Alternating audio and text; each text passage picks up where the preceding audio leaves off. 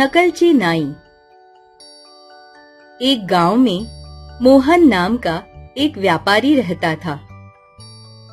वह बहुत धनी था। अन्य धनी व्यापारियों की तरह वह बिल्कुल भी नहीं था। वह दिल खोलकर दान पुण्य करता था। द्वार पर आए किसी भी भिक्षुक को वह खाली हाथ नहीं जाने देता था।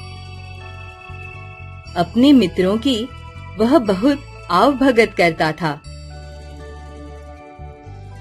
एक बार व्यापार में उसे बहुत भारी नुकसान हुआ। उसके पास एक फूटी कौड़ी भी नहीं बची। घर के कीमती सामान बेच-बेचकर वह अपने परिवार का पेट पालने लगा। अब उसके मित्रों का व्यवहार उसके प्रति बदल गया था। वे उसे देखकर छिप जाते थे कि कहीं मोहन उनसे कुछ मदद न मांग ले। एक दिन मोहन ने बहुत परेशान होकर आत्महत्या करने का मन बना लिया। रात में किसी तरह जब उसे नींद आई तो सपने में एक साधु दिखे। साधु ने मोहन से कहा, वत्स, तुम एक भले इंसान हो। कल सुबह मैं तुम्हारे घर आऊंगा। तुम एक डंडा लेकर मेरे सिर पर हल्के से मारना। मैं तुरंत सोने में बदल जाऊंगा। वह सोना पाकर तुम फिर पहले जैसे हो जाओगे। सुबह उठने के बाद वह बार-बार उसी सपने के बारे में सोचने लगा।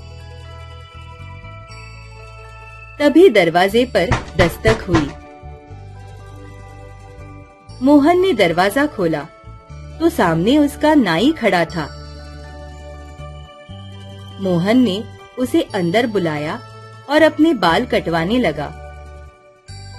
दरवाजे पर फिर दस्तक हुई। मोहन ने दरवाजा खोला। उसकी आंखें आश्चर्य से फैल गईं। सामने सपने वाले साधु खड़े थे। मोहन ने उन्हें अंदर बुलाकर चारपाई पर बिठाया। फिर एक डंडा लेकर उनके सिर पर हल्के से प्रहार किया। साधु तुरंत सोने के ढेर में बदल गया। मोहन खुशी से झूम गया। मोहन ने नाई को भी बहुत सारा सोना दिया और इस घटना को किसी से न बताने को कहा। नाई चला गया। अगले दिन नाई ने अपने घर बहुत सारे साधुओं को भोजन पर बुलाया। नाई ने सोचा कि वह इन साधुओं को डंडा मार-मार कर सोने में बदल देगा। फिर वह सबसे अमीर इंसान बन जाएगा। जैसे ही सारे साधु उसके घर पहुंचे, नाई ने दरवाजा बंद किया और डंडा लेकर टूट पड़ा। बेचारे साधु रोने लगे, पर सोने में न बदले। नाई उन्हें मारता जा रहा था। इसी तरह दो साधु घर से भागने में सफल रहे। वे सीधा सैनिकों के पास गए और सब कुछ बता दिया।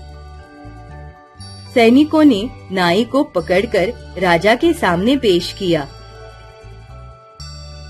नाई ने राजा को मोहन के घर देखी हुई सारी घटना बताई। राजा ने व्यापारी मोहन को भी बुला भेजा। मोहन को सारी बात सुनकर बहुत दुख हुआ। उसने राजा के सामने सपने में साधु महाराज का दर्शन होना, उनका घर पर आना और सोने में बदल जाना सब कुछ बता दिया। अब नाई पछताने लगा। उसे अपनी गलती का एहसास हो चुका था। राजा ने उसे दंडित भी किया।